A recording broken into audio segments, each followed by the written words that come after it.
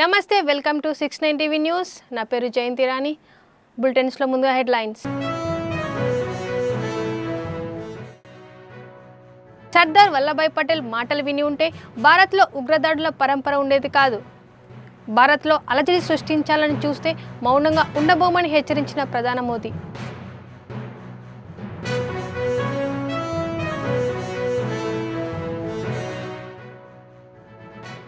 నిర్మల్ జిల్లా ఇటిక్యాలలో పోడు భూముల సాగును అడ్డుకున్న ఫారెస్ట్ అధికారులు పోలీసులు తీసుకున్న గుంతలను అడ్డుకోవడంతో ఇరు వర్గాల మధ్య ఘర్షణ వాతావరణం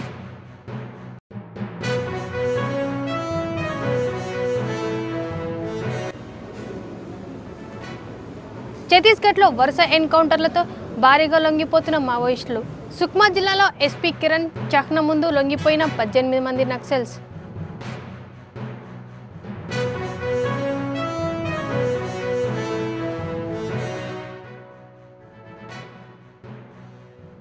ఈ కార్స్ రేస్ కు కుంభకోణంలో కేటీఆర్ చట్టం నుంచి తప్పించుకోలేడు ఈ కేసులో రాజకీయ కక్షలకు తావులేదన్న కాంగ్రెస్ నేత చెన్నగాని దయాకర్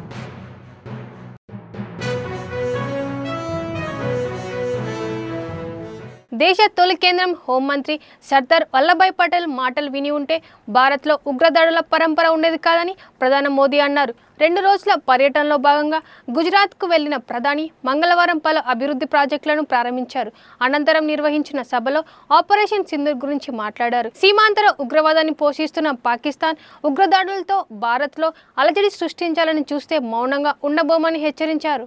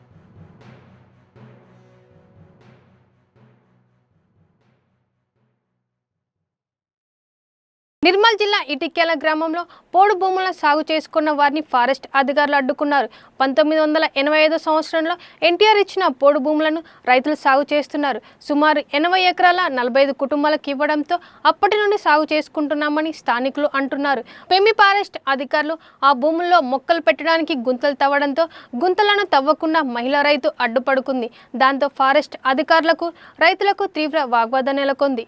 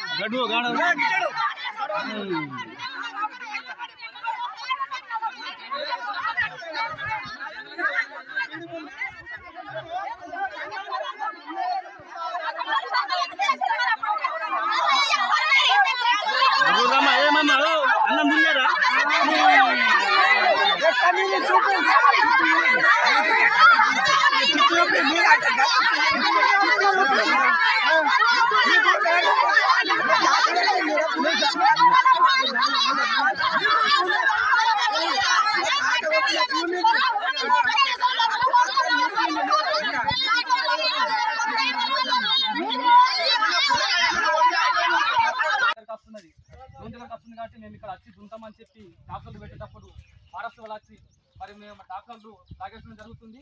అట్లనే ఇక్కడ మేము మొలకలు పెడతాం, మీ భూములను తీసుకుంటాం, మీ పట్టాలు ఏమంటే గత ప్రభుత్వం కూడా ఆ పట్టలు ఇస్తామని చెప్పి సర్వే చేసిన తర్వాత ఈ ప్రభుత్వం వచ్చిన తర్వాత కూడా మాకు పట్టలు ఏం రాలేవు.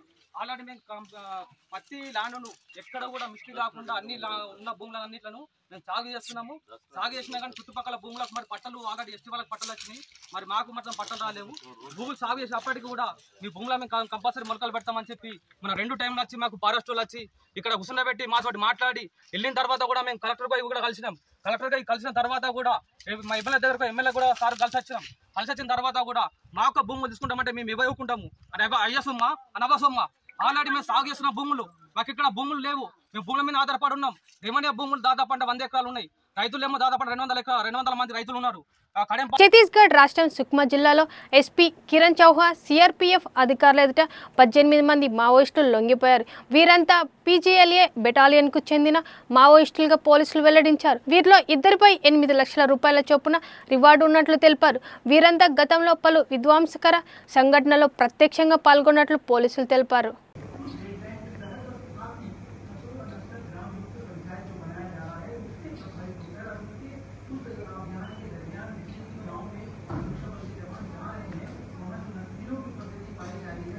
जिला सुकमा में पुलिस और सीआरपीएफ द्वारा जो नक्सल निर्मूलन अभियान चलाया जा रहा है उसके प्रभावित होकर, उसके अलावा नियत निलांदर योजना से प्रभावित होकर 18 नक्सलियों ने आज आत्मसमर्पण किया है। इस 18 नक्सलियों में 4 जो नक्सली है बटालियन नंबर 1 के नक्सली है।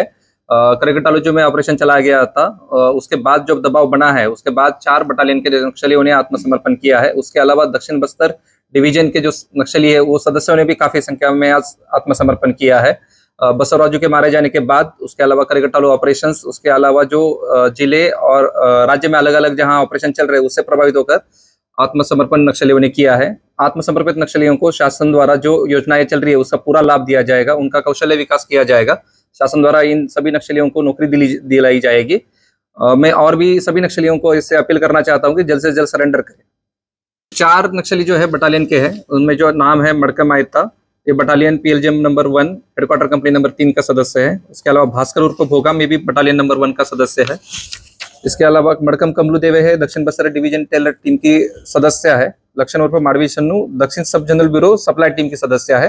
बाकी अन्य नक्सली है जैसे बुरकापाल, ताड़मिटला, मिनपा, टेकलगुड़म, ऐसी बड़ी बड़ी घटनाओं में नक्सलियों का समावेश रहा है। नक्सलियों द्वारा ये बताया गया कि नक्सलियों की जो खोखली विचारधारा है उसका त्याग कर शासन की जो आत्मसमर्पण नीति है उससे प्रभावित होकर आत्मसमर्पण किया है। ఈ కార్స్ రేసులో కుంభకోణంలో కేటీఆర్ చట్టం నుంచి తప్పించుకోలేడని టీపీసీసీపీ అధికార ప్రతినిధి చెనగాని దయాకర్ అన్నారు. తార్నాకలో ఆయన మాట్లాడుతూ ఏసీబీ అధికారులు కేటీఆర్కి ఇచ్చిన నోటీసులో ఎటువంటి రాజకీయ కక్షలకు తావులేదన్నారు. కాంగ్రెస్ ప్రభుత్వం రాజకీయ కక్షలకు పోకుండా ప్రజాస్వామ్యానికి కట్టుబడి పాలన చేస్తుందన్నారు. కేటీఆర్ కుంభకోణానికి పాల్పడి ప్రభుత్వంపై ఆరోపణలు చేస్తున్నాడని మండిపడ్డారు. హరీష్ రావు బీఆర్ఎస్ నాయకులు ఈ కార్ రేస్ కుంభకోణంలో అవాస్తవాలు మాట్లాడుతున్నారని దయాకర్ ఆరోపించారు. కేటీఆర్ కు ఏసీబీ అధికారులు ఇచ్చినటువంటి నోటీసులో రాజకీయ కక్షలకు ఎక్కడా కూడా తావులేదు. కాంగ్రెస్ ప్రభుత్వం వచ్చిన తర్వాత రాజకీయ కక్షలకు తావివ్వకుండా ఒక ప్రజాస్వామ్యయుతమైన పాలనకు కొలువైంది. కాబట్టి కేటీఆర్ గత 2023లో బీఆర్ఎస్ పాలనలో ఈ కార్స్ రేస్ కుంభకోణంలో నిబంధనలకు విరుద్ధంగా ఫిబ్రవరి 6 నుంచి 11వ తేదీ వరకు హైదరాబాద్ నగరంలో జరిగినటువంటి ఈ కార్స్ రేసు ఏదైతే పోటీలలో నిబంధనలకు విరుద్ధంగా విదేశీ కరెన్సీ ద్వారా చెల్లింపు చేసి హెచ్ఎండిఏ నిబంధనలకు విరుద్ధంగా 50 కోట్ల రూపాయల స్కామ్ కు పాల్పడినటువంటి నేపథ్యంలో ఏసీపీ అధికారుల దర్యాప్తులో తేలిన సందర్భంలో ఆయనపై కేసు నమోదైంది తప్ప ఇది ఎక్కడ కూడా ఇవాళ హరీష్ రావు గారు లేకపోతే ఇంకో బీఆర్ఎస్ నాయకులు మాట్లాడే దాంట్లో అవాస్తవాలు మాట్లాడుతా ఉన్నారు. మీ తప్పిదాల్ని కప్పిపుచ్చుకొని ఇవాళ దర్యాప్తు సంస్థలు తేల్చినటువంటి నిజాలలో ఇవాళ మీరు అవినీతికి పాల్పడి 50 కోట్ల రూపాయల స్కామ్ కు పాల్పడినటువంటి ఆధారాలు బయటపెట్టినటువంటి సందర్భంలో మీ పైన ఏసీపీ అధికారులు కేసు పెడితే ప్రభుత్వం ముఖ్యమంత్రి రేవంత్ రెడ్డి గారు రాజకీయ కక్షలు చేస్తున్న అనడానికి చాలా సిగ్గుగా ఉంది. మీకు నిజంగా చిత్తశుద్ది ఉంటే, చట్టాల వైపు గౌరవం ఉంటే, న్యాయస్థానాల మీద గౌరవం ఉంటే మీరు తప్పకుండా విచారణకు హాజరు కావాల్సిందే. మీపై మోపబడినటువంటి ఏదైతే ఉన్నదో దాన్ని మీరు చట్టపరిధిలో రుజువు చేసుకోవాల్సిన బాధ్యత ఉంది. గుడ్డగాల్సి వాళ్ళ ప్రభుత్వం పైన ముఖ్యమంత్రి గారి పైన మాట్లాడేటప్పుడు మీరందరూ కూడా ఒళ్ళు జాగ్రత్త పెట్టుకుని మాట్లాడాలని కోరుతా ఉన్నాం.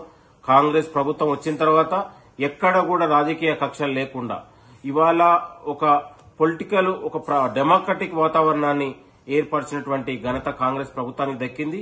కాంగ్రెస్ ప్రభుత్వం వచ్చిన తర్వాత స్వేచ్ఛ, ప్రజాస్వామ్యం, ఒక శాంతియుత రాజ్యాంగబద్ద పాలనకు కొలువైనటువంటి సందర్భంలో పదే పదే ప్రభుత్వం పైన నిందలు వేయడం అనేది ప్రతిపక్షాలకు సరైంది కాదు. మీ పైన ఏదైతే ఈ కార్స్ రేసులో 50 కోట్ల కుంభకోణానికి పాల్పడి ఇవాళ అవినీతికి పాల్పడి మీరు ఇవాళ ప్రభుత్వంపై నిందలు వేయడం అనేది కరెక్ట్ కాదు. మీకు నిజంగా చిత్తశుద్ది ఉంటే ఏసీబీ ఇచ్చినటువంటి దర్యాప్తులో మీరు కోట్లలో తేల్చుకొని మీపై ఉన్నటువంటి ఏదైతే నేరం రుజువైందో దాన్ని రుజువు చేసుకోవాల్సిన బాధ్యత మీపై ఉంది. ప్రభుత్వం పైన మాట్లాడేటప్పుడు ఒకసారి ఆలోచించి మాట్లాడాలని కూడా బీఆర్ఎస్ నాయకులకు, హరీష్ రావుకు, ఇంకా ఉన్నటువంటి నిన్నగాక మొన్న మాట్లాడినటువంటి చిన్న కింది స్థాయి నాయకులందరికీ కూడా నేను కోరుతా ఉన్నాం. ప్రభుత్వం ఒక డెమోక్రటిక్ ప్రజాస్వామ్య పాలనకు పెద్దపీట వేసింది. ప్రజాస్వామ్య గొంతులను కాపాడుతుంది. ఈ అవినీతికి పాల్పడి చట్టాన్ని తన చేతుల్లో తీసుకొని అవినీతికి ఇవాళ మీ పైన ఒక పాలన ఉన్నప్పుడు, అధికారం చేతిలో ఉన్నప్పుడు ఇష్టానుసారంగా వ్యవహరించి ఆర్థిక అరాచకాలకు తావిచ్చినటువంటి బీఆర్ఎస్ నాయకులారా, మీపై ప్రభుత్వం కాదు ఏసీబీ అధికారులు ఇచ్చారు. మీరు కోట్లనే తేల్చుకోవాల్సిన బాధ్యత మీపై ఉంది. మీరు కడిగిన ముత్యం అవుతారో లేకపోతే మీపై 50 కోట్ల కుంభకోణంలో జైలుకి వెళ్తారనేది అది కోర్టులు తేల్చుతాయి కూడా కోరుతూ, ప్రభుత్వం పైన మాట్లాడేటప్పుడు కేటీఆర్ కావచ్చు, హరీష్ రావు కావచ్చు, మీరందరూ కూడా కాస్త ఆలోచించి మాట్లాడాలి. లేకపోతే కాంగ్రెస్ కార్యకర్తల ఆగ్రహానికి గురవుతారని కూడా ఈ సందర్భంగా నేను హెచ్చరిస్తా ఉన్నాను. థ్యాంక్ యూ, నమస్తే. మేడ్చల్ జిల్లా షాపూర్ నగర్లో మావోయిస్టుల పేరుతో బెదిరింపు లేఖ కలకలం సృష్టించింది. షాపూర్ నగర్కు చెందిన కూన రవీందర్ గౌడ్ కుమారుడు రాఘవేందర్ గౌడ్ చంపుతామని గుర్తు తెలియని వ్యక్తి లేఖలో పేర్కొన్నారు. ఇంటి ముందు తులసి మొక్కను ధ్వంసం చేసి ఎరుపు రంగు టవల్తో కారుపై కాగితాన్ని ఉంచాడు. ఓ వ్యక్తి 50 లక్షలు ఇవ్వకపోతే తులసి మొక్కకు ధ్వంసం చేసిన మాదిరిగానే నీ కొడుకును చంపుతానంటూ లేఖలో పేర్కొన్నాడు. బాధితుడు రాఘవేందర్ గౌడ్ జీడిమెట్ల పోలీసులకు ఫిర్యాదు చేశాడు. ఈ విషయాన్ని పోలీసులు గోప్యంగా ఉంచారు.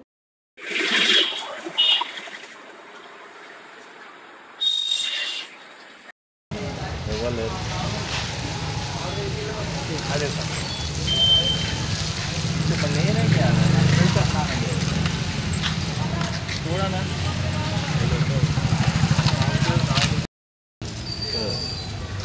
ఆయన వస్తే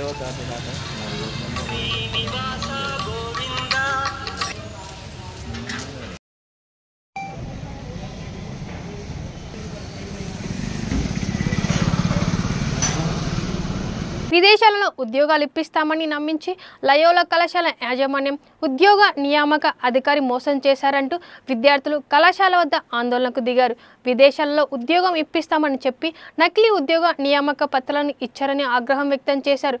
డిగ్రీ పూర్తి కాకముందే విదేశాలలో ఉద్యోగాలు ఇప్పిస్తామని కన్సల్టెన్సీల నుంచి వాట్సాప్ ద్వారా తమకు సందేశాలు పంపినట్లు విద్యార్థులు తెలిపారు. 10 లక్షల రూపాయల చొప్పున ఒక్కో విద్యార్థి నుండి తీసుకొని విదేశాలలో ఉద్యోగం ఇప్పిస్తామని కళాశాల యాజమాన్యం కన్సల్టెన్సీ అధికారి చెప్పారని విద్యార్థులు తెలిపారు.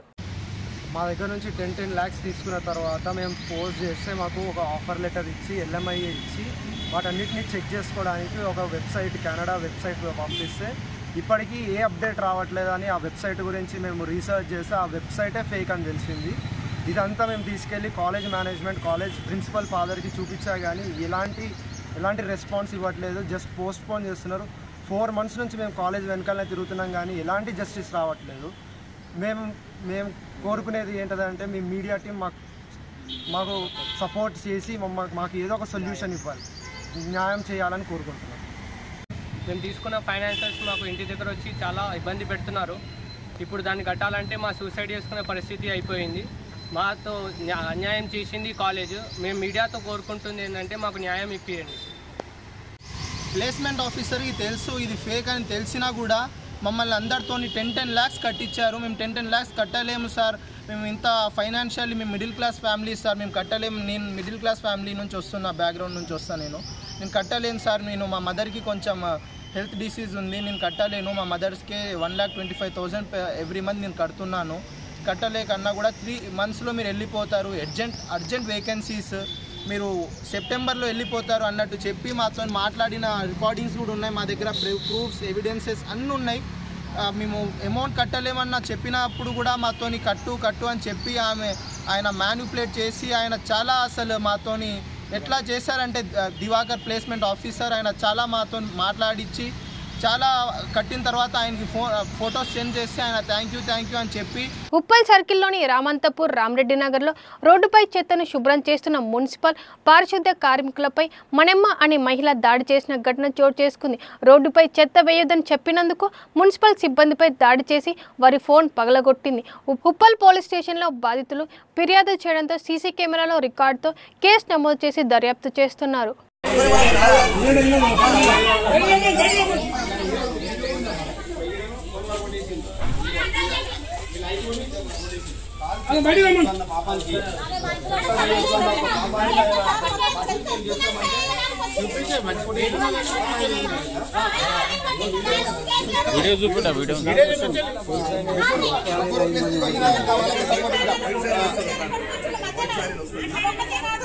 Hyderabad Balanagar excise police station పరిధిలోని బేగంపేట్ బ్రాండ్ ఫ్యాక్టరీ వద్ద గంజాయి తరలిస్తున్న కరణ్ పరామర్ అనే వ్యక్తిని పోలీసులు అరెస్టు చేశారు. అతని వద్ద నుంచి 19.36 గ్రాముల కొకైన్, 6.77 గ్రాముల కుష్ గంజాయి, 55,000 రూపాయల నగదు స్వాధీనం చేసుకున్నామని తెలిపారు.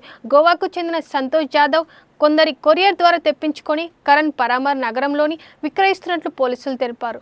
నమస్కారం. నిన్న అనగా 26వ తారీఖు మే నెల 2020 నాడు మాకు విశ్వసనీయ సమాచారం మేరకు ఒక రైడ్ కండక్ట్ చేయడం జరిగింది. అట్టి రైడ్లో మాకు అనుమానాస్పదంగా ఒక పౌడర్ లాంటిది కనిపించింది. దాన్ని టెస్ట్ చేయగా అది కొకేన్ అని తేలింది. దాన్ని మొత్తం సుమారుగా 19 చిల్లర గ్రాములు బరువు కలిగి ఉన్నది. ఇది మొత్తం గోవా నుంచి ఇక రాకెట్ ఇక్కడ హైదరాబాద్కు నడుస్తున్నది. సో అక్కడ గోవాకు చెందిన సంతోష్ జాదవ్ ఎలియాస్ రాకీ అనే వ్యక్తి ద్వారా కొరియర్ ద్వారా తెప్పించాడు. ఈ మత్తు పదార్థం చాలా డేంజర్. దీని విలువ 1 గ్రాముకు దగ్గర 15,000 రూపాయలు ఉంటుంది ఒక్కొక్క గ్రామ్. అలాంటిది మనం 19 గ్రాములు సీజ్ చేసాము. మరియు దాంతోపాటుగా ఓజీ కుష్ అని ఉంటుంది ఒకటి, అది 6.7 గ్రాములు. ఇది విదేశీ నాణ్యమైన రకం. ఇది హైదరాబాద్లో ఇండియాలో దొరికేది కాదు, ఇది ఓన్లీ ఫారిన్లో దొరికే మత్తు పదార్థం. అది కూడా దొరికింది. దీని మార్కెట్ విలువ చూస్తే గ్రాముకు 4,000 రూపాయలు ఉంటుంది. ఇది పదార్థము మొత్తం దాంతోపాటుగా 55,000 రూపాయల నగదు కూడా సీజ్ చేయడం జరిగింది. ఈ మత్తు పదార్థంతో పాటుగా మరియు ఒక ఐఫోన్ కూడా సీజ్ చేయడం జరిగింది. దాంతోపాటుగా ఈ ఏదైతే పదార్థం ఉందో ఆ అట్టి పదార్థాన్ని నిన్న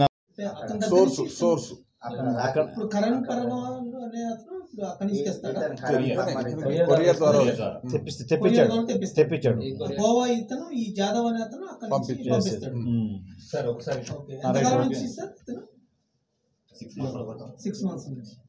అతను గోవా అతను అంటే అతని దగ్గర నుంచి ఇప్పుడు కరణ్ పర్వాలు అనే అతను కొరియర్ ద్వారా తెప్పిస్తాడు. గోవా ఇతను ఈ జాదవ్ అనే అతను అక్కడి నుంచి పంపిస్తాడు. నువ్వు తీసుకున్నా మేము తీసుకుంటాము, నువ్వు తీసుకో అంటున్నావు.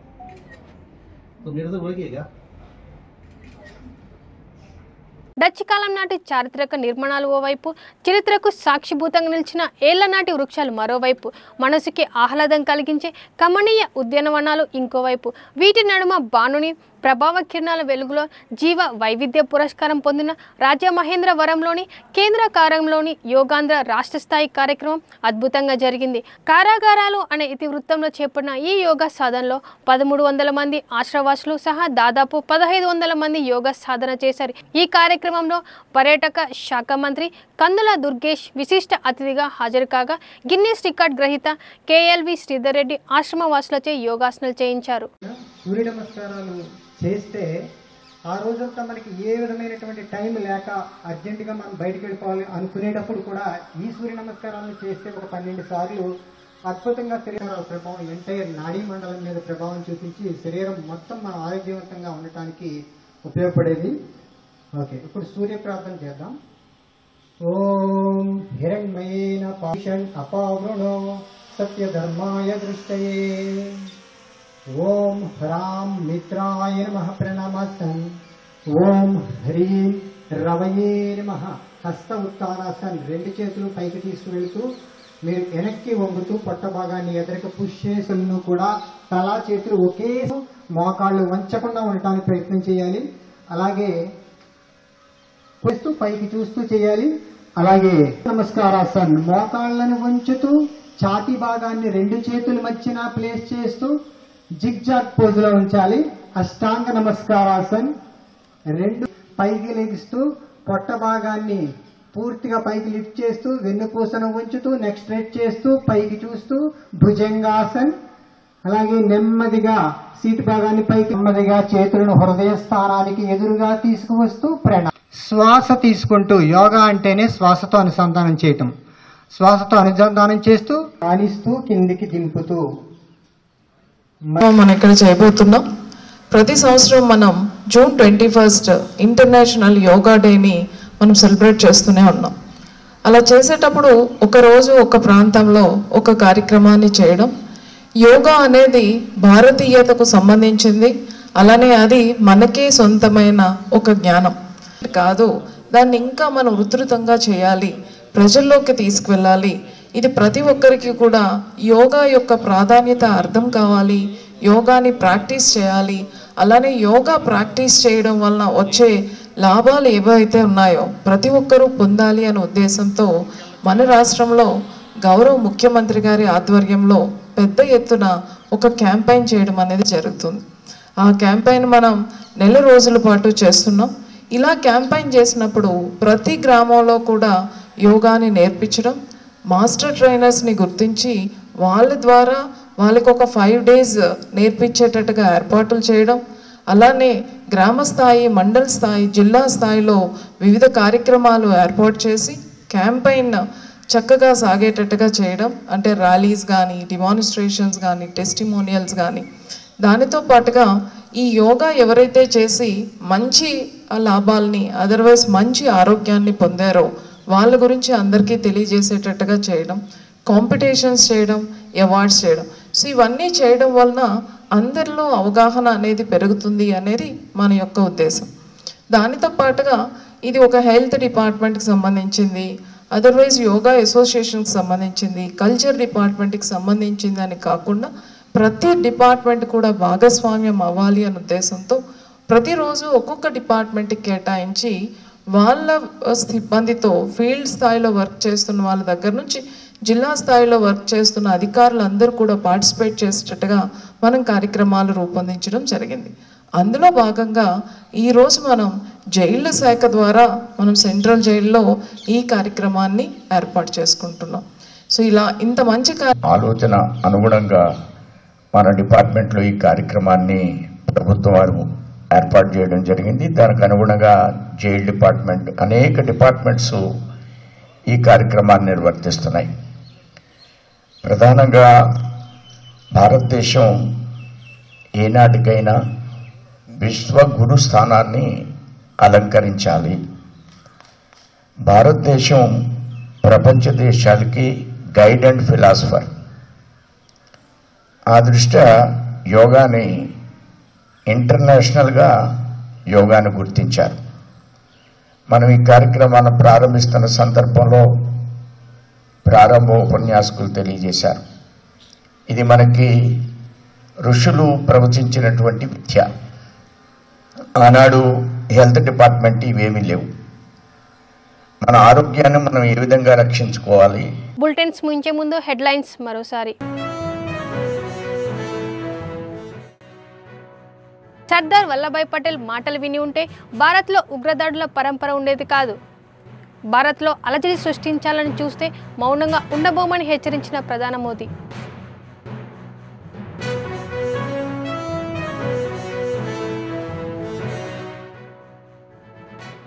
నిర్మల్ జిల్లా ఇటిక్యాలలో పోడు భూముల సాగును అడ్డుకున్న ఫారెస్ట్ అధికారులు. పోలీసులు తీసుకున్న గుంతలను అడ్డుకోవడంతో ఇరు వర్గాల మధ్య ఘర్షణ వాతావరణం.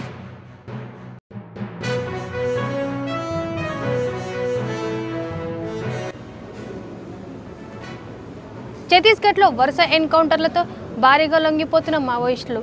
సుక్మా జిల్లాలో ఎస్పీ కిరణ్ చహ్న ముందు లొంగిపోయిన 18 మంది నక్సల్స్.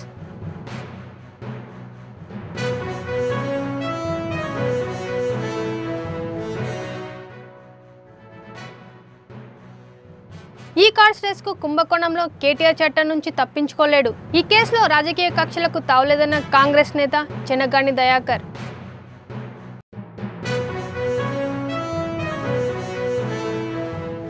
ఇవి బులెటిన్ విశేషాలు. మరిన్ని అప్డేట్ కోసం చూస్తూనే ఉండండి 69 టీవీ న్యూస్.